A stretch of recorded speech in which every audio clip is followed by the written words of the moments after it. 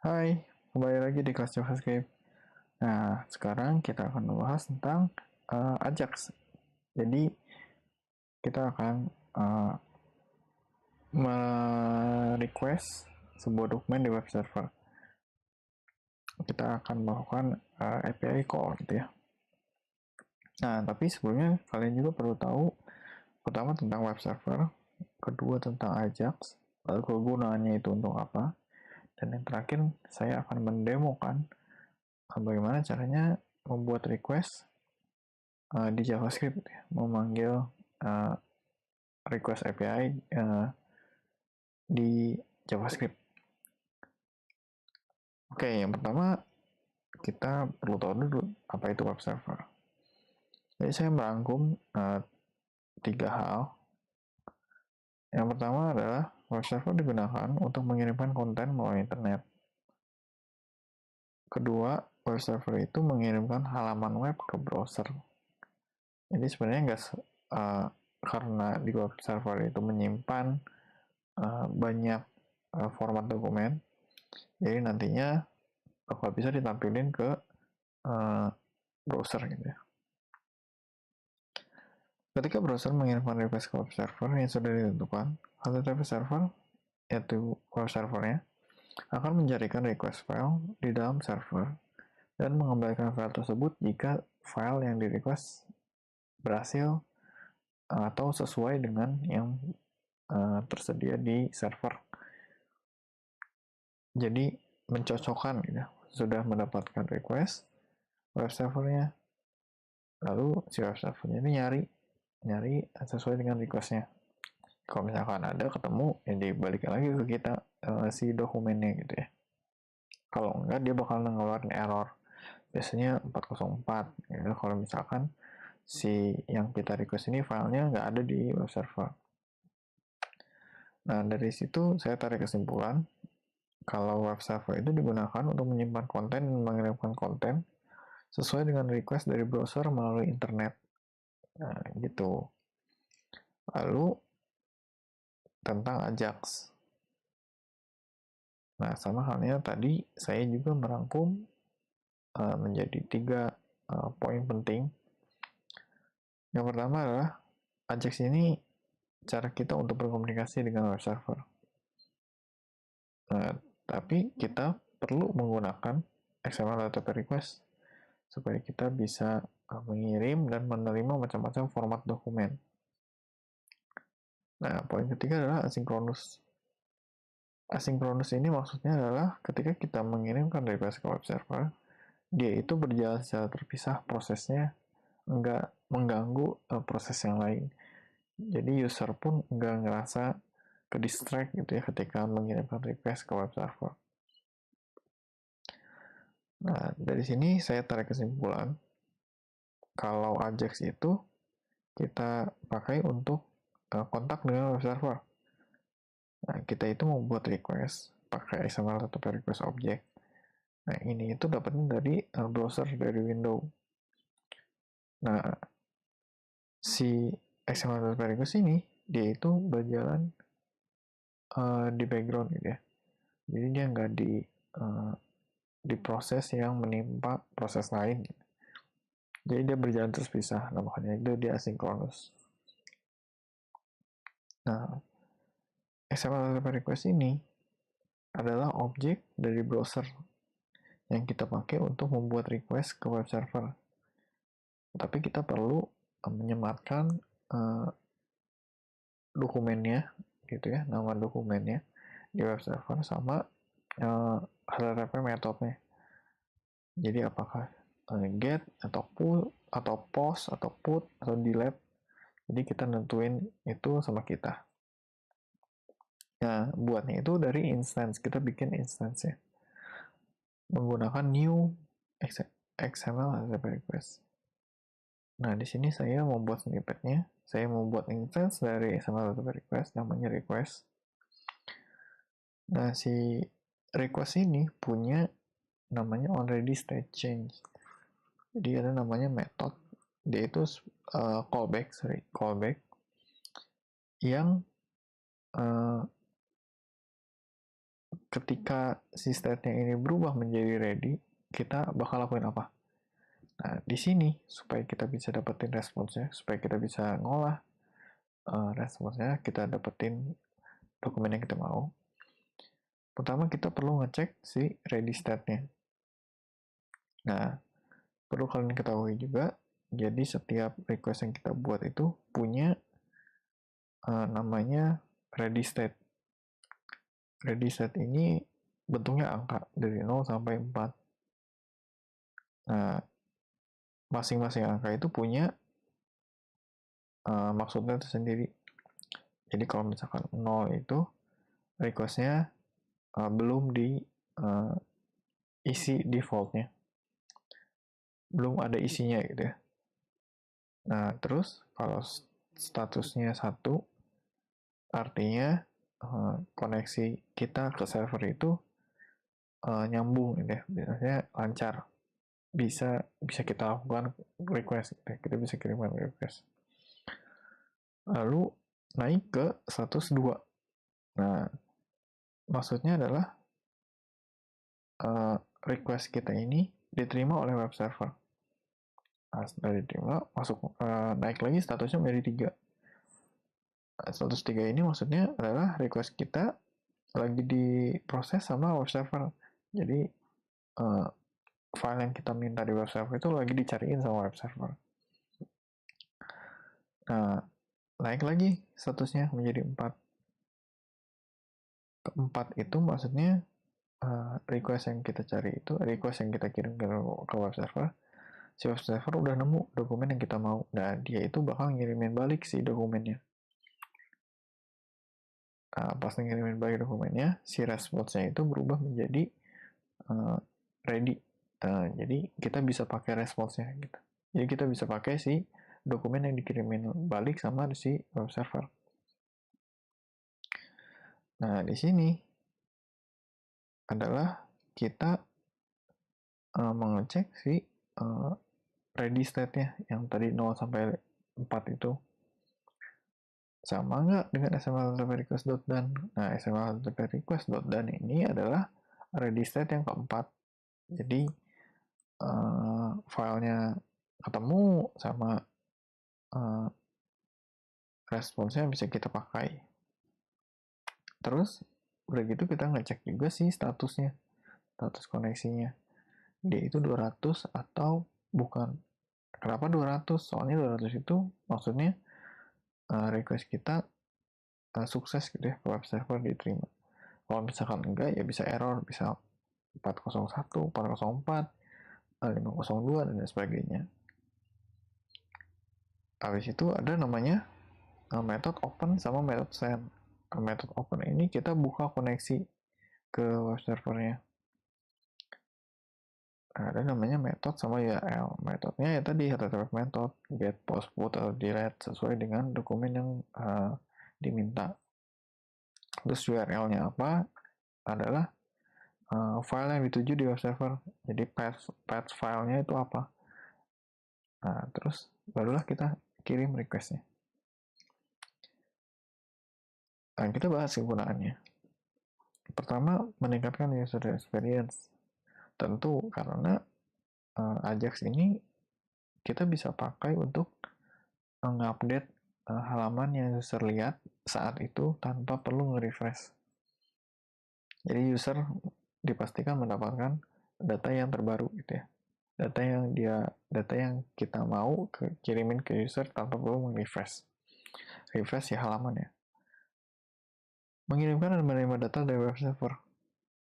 Iya, karena kita ini komunikasi dengan web server melalui internet.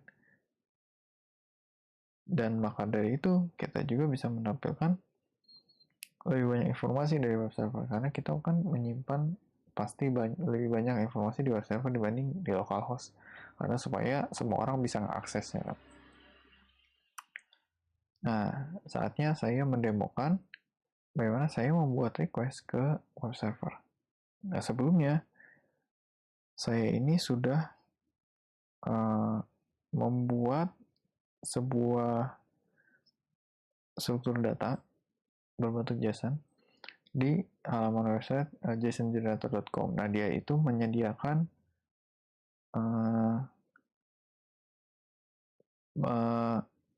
web server yang isinya bisa kita pakai, dia itu menyediakan generate JSON yang random gitu ya. Jadi dia itu bisa menyediakan struktur JSON yang sesuai dengan yang kita mau gitu ya. Dan itu random, dan si datanya itu bisa diupload ke web server mereka. Jadi kita cuma perlu copy URL-nya, karena kita udah nge-upload ke web server mereka, nah kita bisa akses itu lewat si URL-nya. Nah, untuk kita kasih tahu si request-nya URL mana, jadi karena saya sudah menyimpan file di web servernya jsongenerator.com, jadi saya hanya perlu copy-paste URL-nya. Nah, ini URL-nya. Nah, di sini URL-nya adalah next.jsongenerator.com, dan ini adalah struktur foldernya. Nama filenya itu vy_um m0aw. Nah, yang isinya adalah ini, data.json. Oke, selanjutnya saya baru membuat instance dari XML HTTP request. Saya buat sebuah variabel namanya x HTTP. Lalu saya buat dengan new keyword XML HTTP request. Nah, di sini saya sudah membuat instance dari XML HTTP request. Lalu selanjutnya saya perlu untuk ngecek si ready state-nya itu. Menggunakan onReadyStateChange. Jadi saya perlu xhttp.onReadyStateChange. Dia ini berbentuk fungsi. Jadi saya bikin fungsi di sini. Nah, di sini dia itu melakukan pengecekan. Jadi kalau misalkan ready state-nya 4 itu yang tadi 0 sampai 4. Jadi request-nya udah berhasil diolah dan responsnya udah bisa kita pakai. Jadi saya perlu this.readyState sama dengan 4, dan statusnya itu berubah menjadi 200, jadi sukses gitu ya.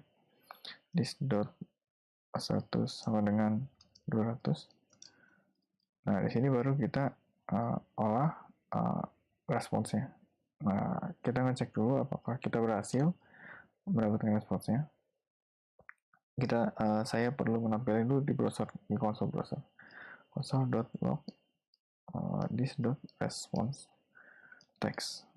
Nah, di responsnya itu sebenarnya macam-macam, tergantung dari formatnya. Format dokumen yang kita mau. Nah, karena format dokumen yang saya simpan di sana itu berbentuk teks, jadi responsnya itu berbentuk teks, response text. Nah, saya save. Selanjutnya, saya buka koneksinya. http.open. Nah, metodenya apa? Metodenya ini adalah get. Lalu, ditujukan kemana si request ini? Ke URL. Lalu apakah mau asinkronus atau enggak? Tentu defaultnya adalah asinkronus, maka true. Nah, di sini barulah saya kirim requestnya. Nah, saya buka browser saya dulu, lalu saya refresh. Nah, di sini baru saya dapatkan si respons yang ada di website jsongenerator.com yang saya upload sebelum-sebelumnya. Nah, ini berbentuk teks. Nah, saya perlu si teks ini menjadi formatnya JSON. Nah, saya pakai namanya JSON.parse. Dia itu akan merubah si response text-nya itu menjadi struktur JSON. Struktur data JSON. Nah, kalau misalnya saya gini, JSON.parse this sudah selesai, maka nanti yang akan muncul di browser adalah sudah berbentuk menjadi sebuah objek JavaScript yang bisa nanti diolah oleh JavaScript. Itu. Nah, untuk melihat apakah request-nya berhasil di-grab atau enggak, kalian bisa melihat ke tab network. Nah, di sini ada, kalian klik aja name-nya, di sini cuma satu. Nah, di sini baru lihat preview-nya. Nah, ini kalau misalkan kalian udah dapat gini, terus lihat header-nya status code-nya 200, berarti sukses gitu ya, kalian bisa ngolah si responsnya. Nah, responsnya bentuknya seperti apa, kalian bisa lihat di preview. Nah, ini tergantung dari struktur data yang kalian punya gitu ya. Jadi nggak selalu sama seperti yang saya punya ini. Oke, selanjutnya adalah saya akan membuat atau menampilkan email dari semua email yang ada di file file yang saya punya itu yang ada di web servernya json.com. Nah, saya perlu menyimpan responsnya itu dalam sebuah variable response. Jangan lupa di json.parse this.response text. Nah, selanjutnya saya akan menampilkan semua email. Nah, karena bentuknya itu seperti ini, jadi saya bisa lihat struktur datanya. Saya akan menampilkan semua email yang ada di dokumen tersebut. Oke, caranya adalah saya perlu responsnya. Responsnya itu adalah objek dari respons dokumennya. Jadi karena kan disimpannya berbentuk teks, jadi di JSON parse jadi udah jadi objek JavaScript. Nah, lalu responsnya itu bisa saya pakaikan, saya olah dengan JavaScript. Saya for each saja, for each lalu elemen. Nah, di sini lalu saya tampilkan ke console browser, console.log elemen dot email. Nah, di sini saya menampilkan setiap email yang ada di response gitu ya, di file yang saya minta, saya request ke web server. Saya buka lagi browsernya, habis itu saya refresh. Nah, di sini statusnya 200, bisa kalian lihat statusnya 200, berarti koneksinya, berarti saya udah dapat responsnya. Saya perlu buka konsol. Nah, dan di sini saya sudah mendapatkan semua nama email yang ada di dokumen yang saya request. Ada Helena, Carter, Messi, dan lain sebagainya. Nah, untuk selanjutnya kalian bisa explore lagi, searching lagi bagaimana cara menggunakan XML HTTP request yang lebih baik mungkin dari saya. Tapi saya hanya menjelaskan penggunaan dasarnya, dan kalian juga bisa tahu ini itu untuk apa, cara manggilnya kayak gimana, dan cara ngeceknya kayak gimana. Nah, kalau misalnya kalian udah dapat responsnya, yang selanjutnya bisa kalian olah gitu ya, untuk kebutuhan kalian sendiri. Nah, sampai situ video kali ini. Terima kasih.